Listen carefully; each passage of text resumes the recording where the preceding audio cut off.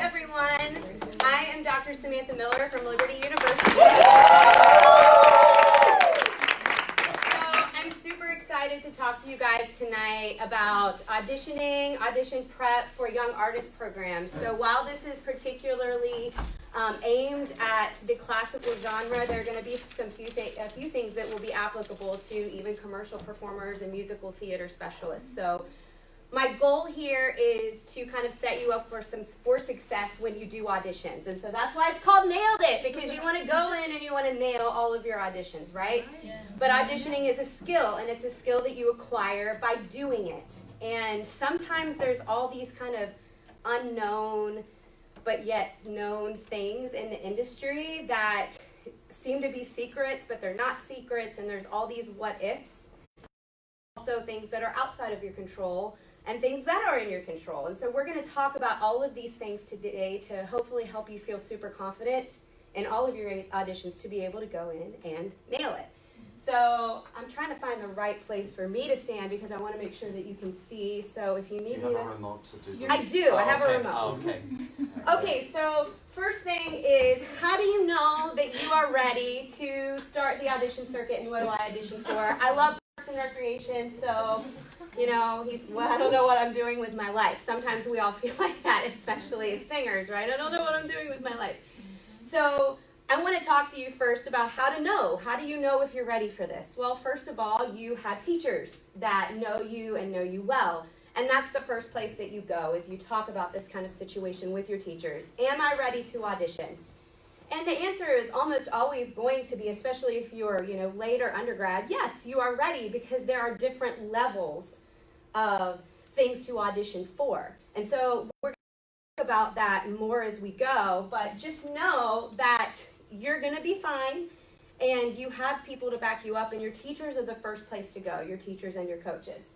So as we discuss this, we're going to talk about the different levels of things to audition for. So when I think of young artist programs, summer programs, and just auditions in general for young people, I give them three levels. There's level one, which we're going to talk about first, are basically pay to sing programs, summer programs.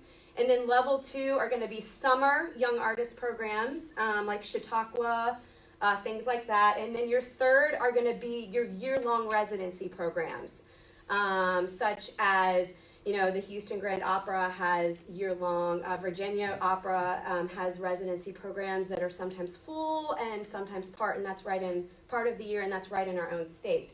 So again, your teachers will kind of help you figure out where you're at with this, but I'm also going to give you some information that will help you decide, where am I at and what do I need to be doing? So the first level that I just mentioned are pay to sings. So what are pay to sings? Anybody want to tell me what a pay to sing is? Anybody know what the pay to sing is in the opera industry? Dr. Damon, what's a pay to sing? The programs that you pay to be there for the opportunity Right, to sing. right. And most of them are still auditioned, right? So it's not like you get off the hook with auditioning with those. But so there's summer programs that, and oftentimes there's summer programs that basically cover a variety of subjects. So when you see these, you have to read the descriptions carefully. Where can you go if you are looking for auditions to audition for? If you are a classical singer in specific, do you know where you can go online to find auditions? Yap Tracker. So Yap Tracker is, it's all inclusive. It has competitions, it has pay to sings, it has young artist programs, and it's not cheap to subscribe to, but it is absolutely worth it if you're going to be auditioning, because it's literally going to give you everything. You can upload some MP3s of you singing, you can upload your headshots, you can upload your resume, and it's all there. And sometimes it's as easy as clicking a button, because it will also save all your information. So when you go to apply for like your second application of the year, it's going to save all of your data, and so it's going to be way quicker for you to do. But that is where you can go. That is my recommendation of where you can go to kind of get all of the auditions that you, and they put also musical theater stuff on there as well. So it's not like it's just for classical stuff.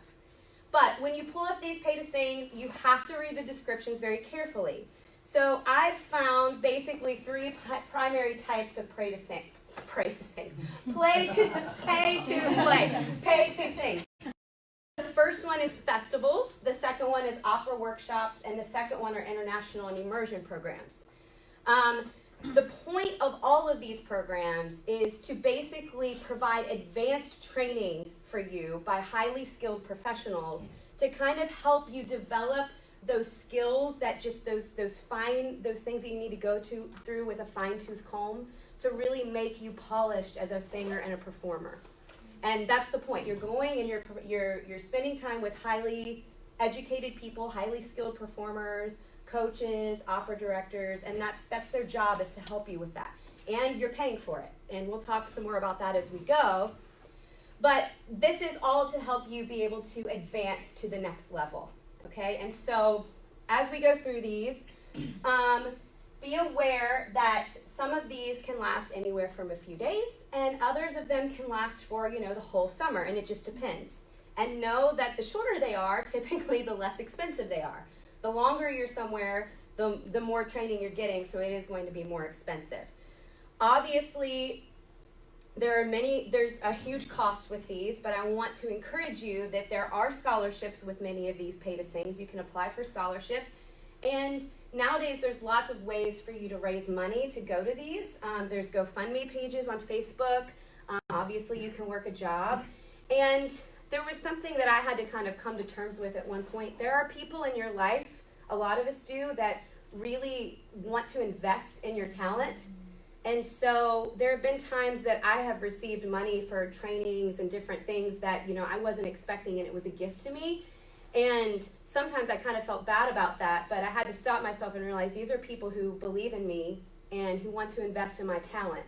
And so those are ways that you could, unexpectedly have all of these, have your funds prepared for you. So don't be shied away from these things, because they are important stepping stones.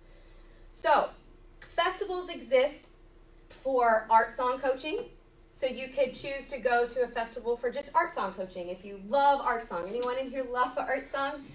Are we mostly like aria people in here? Okay. Well, guess what? There's festivals where you can go and learn about how to prepare an opera roll. There's festivals where you can get specific language coaching.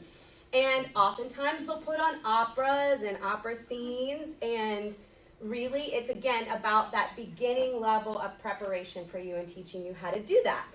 Some of these are Brevard Music Center. Anybody hear of these? Yes, Aspen Music Festival, Music Academy of the West. Those are the three big ones that come to mind. And again, they all come at a cost, but there are scholarships available. Opera workshops are just that. A few of those that come to mind are Bay Area Opera in the Ozarks, and these are very specifically focused on opera and going and preparing opera rolls and opera scenes, and sometimes they'll be a week and sometimes they'll be a month. And again, the longer you're there, the more intensive training you get. And then last but not least, international immersion programs. These are going to be in another country. It's an amazing opportunity for you to get immersed in another culture, to spend some time around another language, maybe even get to specifically study specific languages. Some of the ones that I'm most familiar with is Amalfi Coast, and also the Mozart Academy. Those are kind of the two big ones that I happen to know a lot about because of teachers that I've worked with. So I want to encourage you to know that this is an important stepping stone. Do not shy away from these. They look great on a resume. They look great on a resume. And they're going to help you get auditions for the level 2 auditions, the summer apprentice programs, summer opera theaters. Some of these include Chautauqua. There's just so many. My mind is kind of going blank. Central City. Thank you. There's just so many. We have Wolf Trap Opera, which is in the state of Virginia. And then, of course, studio artists, which is kind of like there's the apprentice artists and then there's the studio artists. And those are usually kind of the younger students. So some around your ages would be considered studio, and then apprentice artists, which are the next ones. Oh, by the way, with those you get paid. Oftentimes you get paid for those. Yay, we want to get paid, right? So level 2, you start to get paid. Level 3 are year-long apprentice programs, which I kind of already briefly mentioned. But remember that these are all, again, you're still getting paid, and then also smaller house main stage roles. So these are all stepping stones. And the goal of what we're going to discuss the rest of the time is how to get you prepared to successfully audition for these. And remember, trust your teachers, trust your process, and knowing when you are ready to go into these. All right? So you ready to get into the nitty-gritty? Yes. Yes. Okay. Also, you get paid there, obviously. All right. So first of all, it's very stressful to audition because there's a lot of things that you can't control. So we're just going to clear the air right off the bat and talk about what you can't control. And we're all just going to take a deep breath and accept the reality. You cannot control how tall you are. You just can't, okay? Why does this matter? Opera companies are sometimes not just looking at, you know, how great you sing. Obviously, they want great singers, but sometimes they already have a baritone that's hired. This has happened to me. Sometimes they already have a baritone hired, and you're just too short. That's so, you can't control that. I mean, I can only wear so high of heels. So there are certain things that you can't control, all right? Your vocal talk. Sometimes you go to these programs and they have returning people, and they just don't need someone of your voice type. Has also happened to me. But they keep you on their radar for the future. So it's always good to still continue to audition.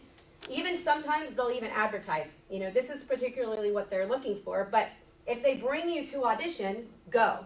Audition as much as possible. Your age. You cannot control how old you are. And sometimes that is a factor because there are age limits and age restrictions to some of these auditions. You cannot control the audition panel's opinion of you. If you go in, you're prepared, and you nail it, and they don't like the length of your hair. They don't like the color of your voice. They don't like the shoes you were wearing. And maybe they were just simple. And there's just some things that you can't control. And just, they don't like you. I mean, there's no way sometimes you even know, right? You can obsess about it, but in reality, it's something you won't know necessarily. The audition panel's decision. You can't control that. And then obviously your health. Now I will tell you that it is an important skill for you to learn as a singer how to sing when you're sick. It's also an important skill for you to learn as a singer when you should not sing when you are sick. I have done auditions with bronchitis before and been fine vocally, but it was also at the beginning of bronchitis and I was still able to sing. And so you have to use your discernment and knowing, you know, when to cancel an audition, like we've had cancellations today, right? And then when to continue and being able to know your voice and what you're capable of. But you can't control if you get sick on the plane ride to New York City. That has happened to me, and it will probably happen to you. You can't control that. So we're going to talk about all of these things really quickly, but this is where the bulk of the presentation, what you can control, all right? It feels good to have some control in this process, right? So these are the things that you can control. What you audition for, we've already covered that, right? Secondly, your ARIA package, which is very, very important. The repertoire that you're going to take to these auditions, you can control that, and you can have a team of people around you to help you with that. Your musical preparation. Only you can control how prepared you are. That is your responsibility. How you dress. We'll talk about that. A little bit of an awkward conversation, but because the rules keep changing, right? The rules keep changing. Your health. So it was in that you can't control it, but it's also in the you can control it, right? You can start to learn what works for you and what you should and should not eat before you sing. You can control if you're taking vitamins, if you're keeping yourself physically fit, if you're sleeping well, all of those things, you can control that. So it's interesting that that's in both categories, right? What your resume looks like. How you copy your music. Your professional presentation. And your mouth. So, the reason I say this, and I am going to mention this very quickly, is there are lots of discussion boards and chat rooms that talk specifically about auditions that are happening, and people will get on there and post stuff. And I want you to know that opera companies get on there and they read that. And so if you have a name that is very obvious and you post something negative about the audition panel, they read that. So that's why I say you can control your mouth. You know, if you want to be successful in the industry, be professional, and that means you need to watch how you communicate online and personally. That was a little awkward. Everybody was like, your mouth, what? Okay. Your attitude before and after you audition. Your mental health is extremely important, and understanding that what we do is very personal, right? Because our instrument, we carry it with us. It's a part of who we are. And so preparing yourself mentally to know, like I had a student today, Megan was like, I just want to have fun. I want to have fun. And that attitude really does a lot for us when we go into auditions. And so being able to keep yourself in check before and after the audition is very important. So here we go. How to compile your ARIA package. What should you consider when you're compiling your ARIA package for auditions? So there's a variety of things we're going to talk about. You have to consider your age. If you have an aria in your package that is for a 50-year-old man, and you are 20, and there's nothing that you could do to really make you look 40 or sound 40, you should not put that aria in your package. That's not to say that it's something that maybe your teacher doesn't want to work on with you to like, this is where you're headed, but you have to be smart in that. And again, it's something that you can't control, right? You can't control that. I have a story that we're going to talk about in a minute related to age. Song length. You want to have a variety of songs that are short and long in your aria list. You want to have some 3-minute arias. So like Quando Me Vo is a good aria that lengthwise because it's short and it shows a lot of technical ability for the singers. And so it's a good song to put on an aria list. But you might want to kind of compromise it with another longer one. So you don't want to have just all 8-minute long bel canto arias. It's also something to consider about cuts. If you can cut half of the cabaletta, or half of the aria, but also still be able to put together a good technical presentation, consider those things. Vocal fa. You want to present yourself in a nice little package that looks like you know who you are as a singer. And so if you have 5 songs on your list, 5 arias, that are, you've got your, if you're a soprano, you've got you have a coloratura aria, a light lyric coloratura aria, and a spinto aria. Does that make sense? No? Right? Because there's one that sings really high and really fast and the other that's really dramatic. And so you have to consider what type of singer you are, right? And put together an aria package that makes sense, that when you open your mouth, they can see you singing all of those roles on stage and hear you singing all of them.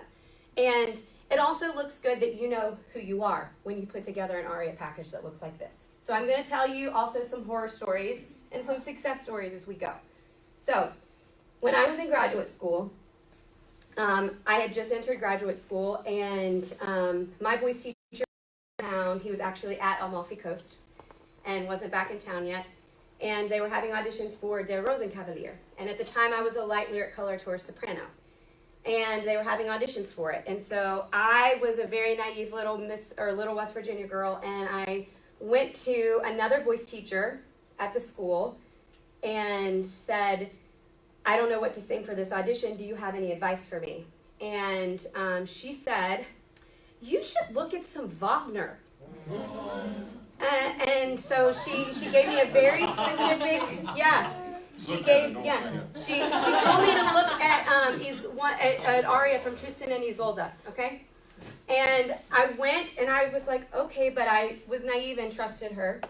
And I spent like a week learning this. It felt terrible.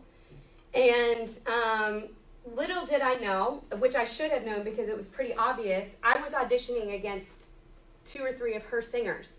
And it was absolutely 100% sabotage. I mean, so you have, I should have known better, but again, I was entering this business. My voice teacher was out of town. He came back in town 2 days before the audition and was like, whoa, whoa, whoa, whoa, whoa. but in like a very nice way, because we didn't have like that kind of super personal relationship yet. And we changed my audition aria back to something that made sense, and I got the role. But that's why it's important for you to have people that you trust to go to, because again, that aria like did not meet 2 of these criteria already. But I just didn't know, and so that's why these kind of things are important. Okay? What the company that you're auditioning for. So if you you have to look at what they're offering that summer or that next season. Maybe you want to sing some arias that are from the show or the operas that are being represented, so that they could see you covering. Or, especially for these apprentice programs, they use apprentices for covers all of the time. But getting to know the company, the type of the repertoire that they bring or that they perform. Language proficiency. You want to pick arias that your language is extremely refined and clean on. That's very, very important. That when you present arias, you're presenting arias in which your enunciation and pronunciation is clean and accurate. And so you have, if your language is not clean in an aria, you should not be taking it to an audition. Consider the requirements. Many opera companies are now also asking for musical theater selection. So make sure that your musical theater selection that you pick matches who you are as a singer. Okay? And also look at the type of repertoire that they do. And that was beneficial for me when I was auditioning for Virginia Opera, because they had a lot of events in which they were all musical theater, because their patrons would want those kinds of things for the outside events. And so singing musical theater and being able to do that was important. That was way back in the day. I don't know if things have changed or not. I'm getting old. Also, variety. You want to be able to if you don't want to bring in 5 bel canto arias, that might be your thing. That was my thing. Bel canto was my thing. But I didn't put all bel canto arias. I made sure that I represented a couple of different, musical eras. So I had Mozart. I also had some early romantic, some late romantic, and of course you got to have that English aria, right? Got to have that English aria, for better or for worse. It's got to be there. How are you branding yourself? Mezzos, maybe you're branding yourself as a pant roll singer. So consider that when you're compiling your aria packages. If you're a tenor, maybe you're branding yourself as a character tenor. You want to make sure that you have 2 or 3 really funny, high energy, good acting pieces that also show your technical ability. Where was I? Oh, and last but not least, can you nail it every time? If you can't nail it every time, it doesn't go on the list. Do not put it on the list if you can't nail it every time. When is it wise, to list roles learned? Maybe you haven't had a lot of experience and you probably shouldn't. Should you or shouldn't you, that you've learned it, but you haven't to put on your resume? You haven't been hired in I have a place for that. I'm going to show you. Okay. Yeah, I have a place for that on the resume. Yeah, good question. Is that okay if I go on and then I address it when we get there? Of course. Awesome. Okay, great. Oh, I want to just mention one thing really quickly before we go on, because I've made a note. You want to be careful, too, about the arias that you take and the accompanist situation, because there are some accompaniments to arias that are just really, really, really difficult. So, for example, if you're a soprano and True Love from the Rake's Progress is really, really difficult for the accompanist.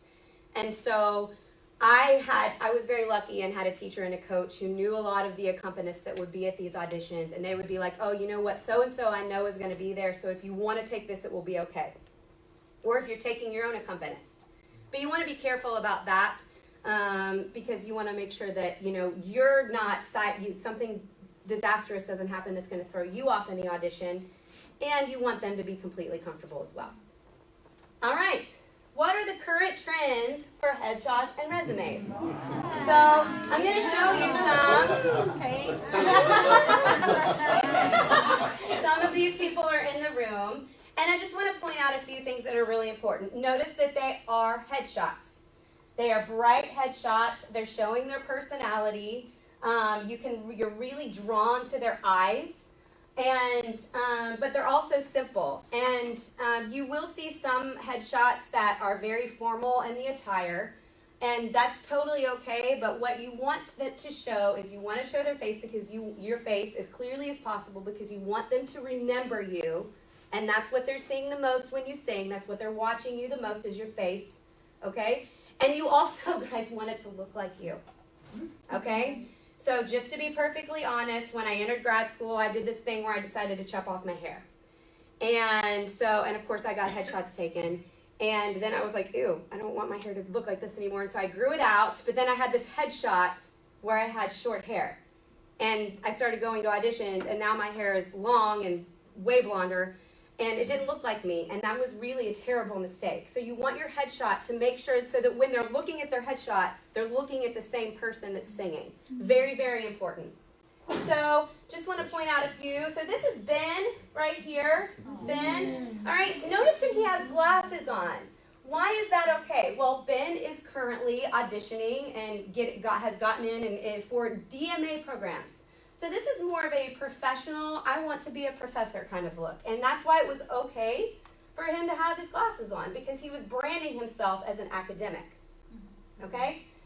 This is Aonice, and she was the one back here as well in the middle. And so this is a little bit more of a glamorous shot. It's okay for you to have various ones to kind of look at. She might use this one if she's performing like a concerto concert or something, like performing with a symphony, whereas the other one might be good for just like a role. So you can have a variety of options. This is Megan, and this is just a sweet, simple look. Again, looking down, you really see her face and you're focused on the eyes, right? Not anything distracting in there. And then I wanted to show you two last ones. These are more commercial looks. So these would be more appropriate for musical theater. And see how clear that is, very, very bright. And this is just a simple, kind of artisty kind of headshot. And so I just wanted to show you some different options of things. But notice how the black and white thing is out, okay? It's okay if you still have black and white photos. I still have mine, but it is preferred for you to use color. And you should just embrace that. And we have lots of vocal editing, or not vocal editing, we do. Wouldn't that be nice if we just had a vocal editor attached to us? But there's all kinds of editing software that, can make these pictures look super clean. And make sure it looks like you. That's really, really important that it looks like you.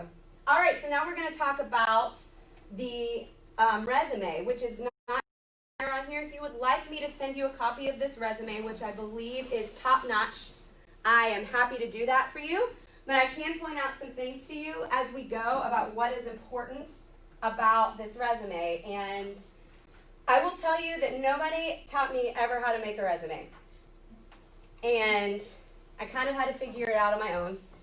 And that was a really difficult process. And then I was very fortunate, and I did Martina Arroyo's program, Prelude to Performance, in New York City. And I had a lot of really great friends, and it was my friends, one of my friends in particular, who was like, I saw his resume just sitting out on the table one day at a rehearsal, and I was like, can I see that? And he was like, yeah, do you want it? I'm like, yes. And it would just so happen that one of our coaches from the Met who was there helped him make this resume, and very similar resume, not the same one, but there was a lot of things that I liked about it, and so I'm going to tell you why I've stuck with this for all these years and why I think it works for the industry. So the first thing is, notice that Aonice has put her headshot right here in the top corner. You want your face in their face all the time. You want them to remember you. So that's why I'm okay with this. Notice that it's not big. It's not taking up a ton of room. It does take some time to get the formatting right, but you want your face and their face all the time. Oh, I remember her. She sang Glitter and Be Gay, and it was amazing. Maybe I should consider her for, even if they're just going through cleaning off their desk. You never know how lucky you might be, okay? Also notice the neat columns. Everything is lined up beautifully. You want to have everything lined up in perfect columns so that they can find things easily, all right? Next thing is you want to make sure that you're putting your most recent stuff at the top and go down, from in reverse chronological order, all right? And that includes even choral works and stuff like this. Now, Dr. Jupin, notice here where she has a section that's operatic roles and preparation. So that's where I recommend Also, you can't see this, I'm so sorry guys, but there's like a little asterisk down there that says scenes. So if you did a significant portion of scenes, but you don't want to lie, because you shouldn't lie on your resume. You don't want to lie, but you want them to know that you did this, right? What you do is you put the role, so this is the role, this is the opera, this is where you did it and the year. You put a little asterisk by the show, and then down there it says scenes. So they'll know that you did a good chunk of this, but you didn't perform the whole role. So it's another way for you to get like a line on your resume. Does that make sense? Okay. So there's where you put the operatic roles. I only have students put operatic roles on their resume if they have studied. You have a question? Yeah, Sorry, honey. I just wanted to know how much of the show should you have done to recruit it for students? That's a really good question. I would say at least. That's a really good question. I put Lucia down as a scene for me because I've never done the whole role, but I've sung the majority of the Mad scene in public. I've sung all of her arias, and I've done another like 15 to 20 minute scene. So I can sing all of the arias, and I've done like another 15 or 20 minute sing. That's what I would feel like is enough to put down for scenes. So what if you did like one of the big scenes and you've sung like arias but not staged? That would be fine. Yes. Yeah, I think that would be okay. But you could also put it up there. You can put it both. Okay. You can put it here, and you can put it in operatic roles prepared. Okay. Yes.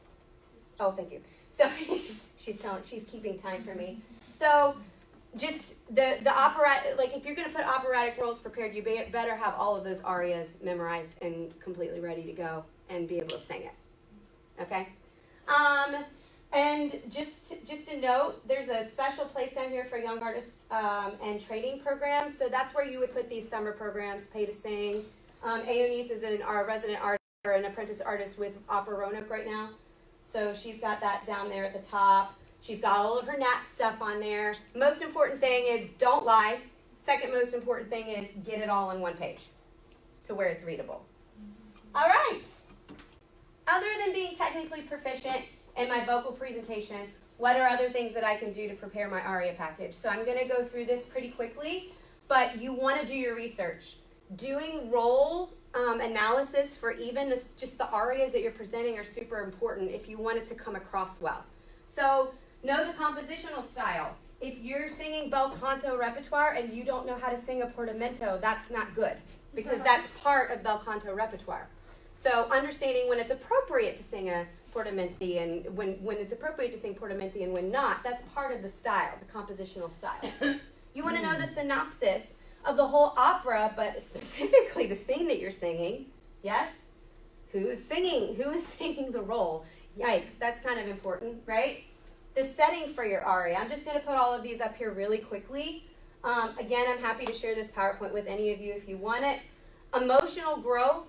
I'm a soprano, so I gravitate to soprano stuff, but Lucia, for example, okay, she goes crazy, at the end of the show. And when I sing Regnava, which is her first aria from the opera, the way I interpret her character is that there's a little bit of crazy that starts in her in that aria. And that's my interpretation because I've done all of this work. And so when I get, to track emotional growth or even just, that is what I think about when I perform that aria is I want a little bit of that crazy that's going to come in a lot at the end to kind of be seen in that aria because of a personal artistic choice that I've made. Listening to and watching the greats perform it. If you are an opera singer and you're not listening to opera singing in your spare time, shame on you. Record yourself, as awkward as this is, and watch it. That way you can avoid the unnatural and awkward movements. My voice teacher was like, sopranos have two things that you do. You do this and you do this. And then there's this, So, you want to have the repeated awkward movements that we do. So doing your research is really, really, really, really, really important. I can't stress that enough. Okay, get yourself a coach, all right? What's a coach? Anybody want to tell me the difference between a coach and a teacher?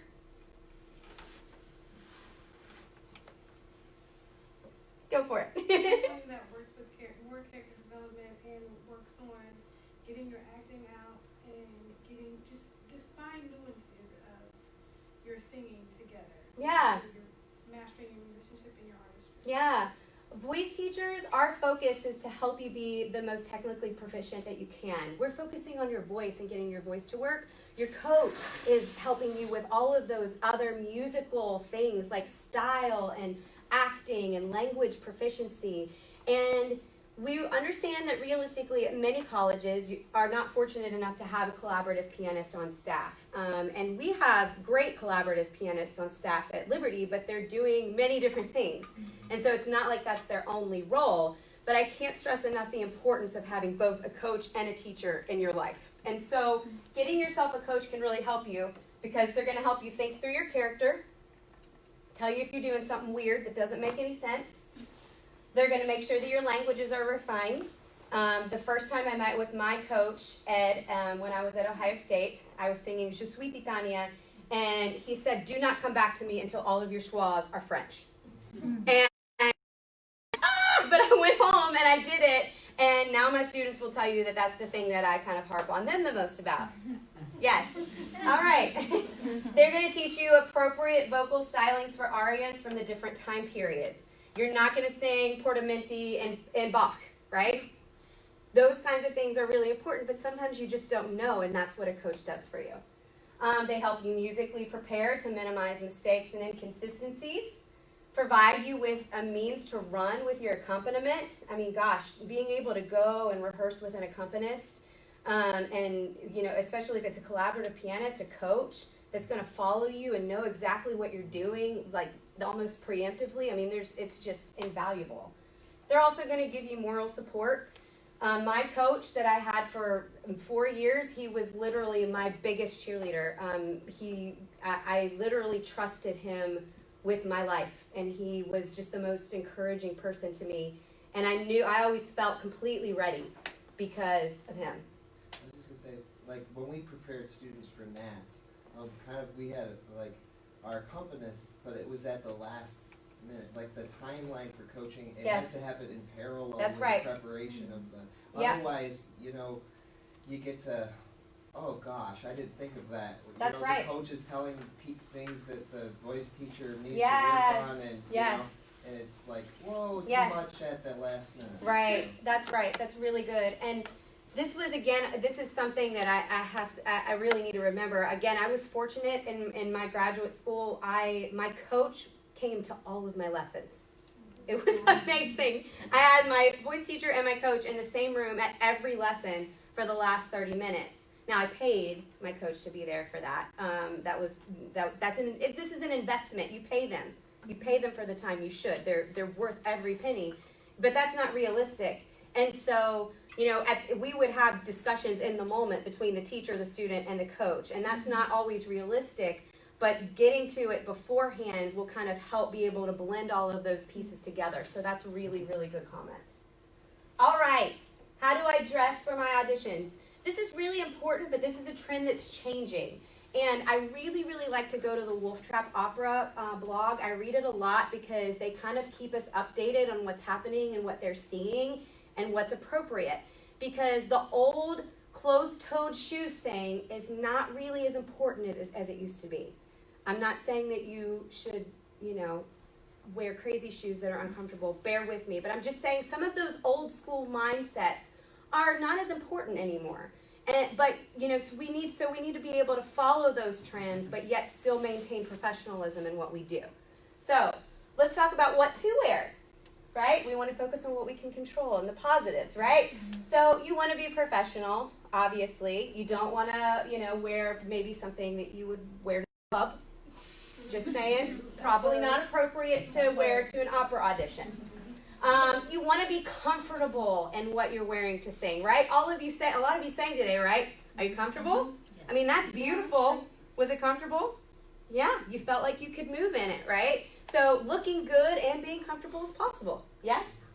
Colors are good. if you wear like red, that's just stunning. You know, I used to wear a red dress because I was like, red is a vibrant color, and I want them to remember my face with the color that I wore. You also want it to kind of match your personality and reflect who you are as an artist, and that's really important.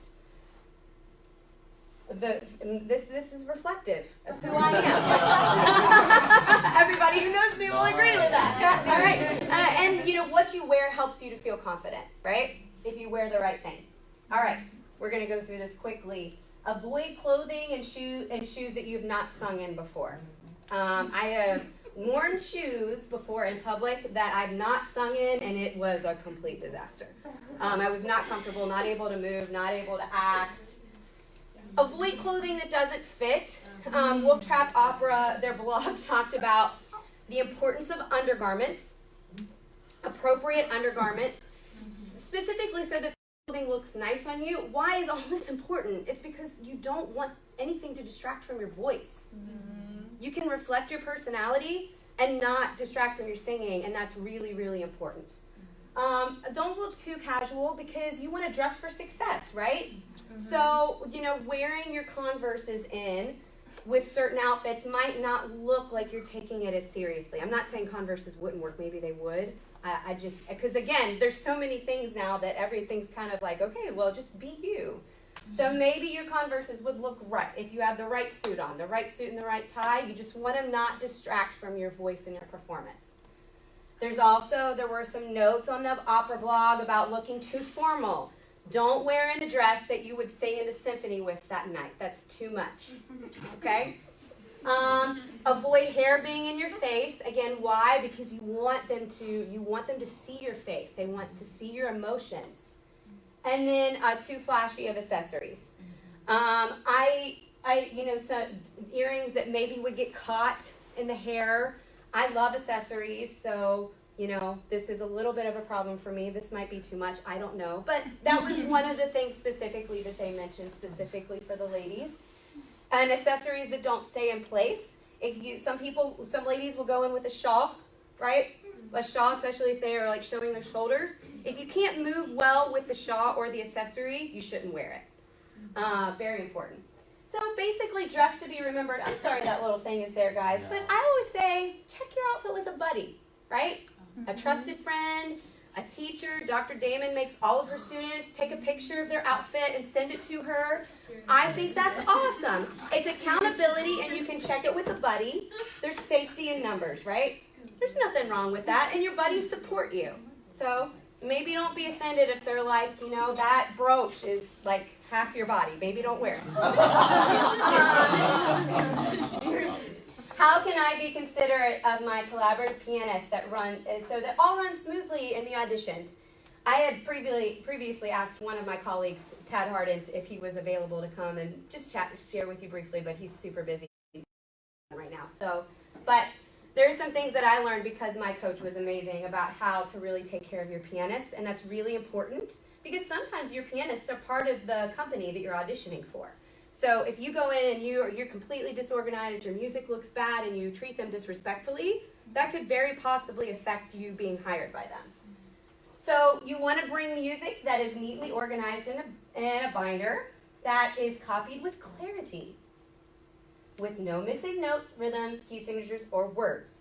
My accompanist preferred for me to copy single-sided, to tape on one side, hole punch on the other. That way if he needed to pull it out, he could. Everybody has different tastes on that. That's what I do. I feel like it's the safest thing. That's what I would recommend. But if you have an accompanist that you're working with, why don't you ask? Just say, how would you like for me to copy this music for you? Has pages that can be easily turned and reorganized. So if your pages are kind of like worn from all of the turning, reprint it so that it can be easily turned and not fall out of the book. I just said that. Wow, I'm getting ahead of myself. Has song titles that are clear for easy access. Tabs are nice. That way they can go quickly. For my VANATS people, I usually put like just tabs on the book, or that way the accompanist can go very quickly. Music that's marked to indicate any desired cuts, you need to have those cuts very, very clearly indicated and understood so that they can just, because it's sight, they're just picking it up and reading it at a lot of these auditions. Anything special needs to be very clearly marked for the accompanist.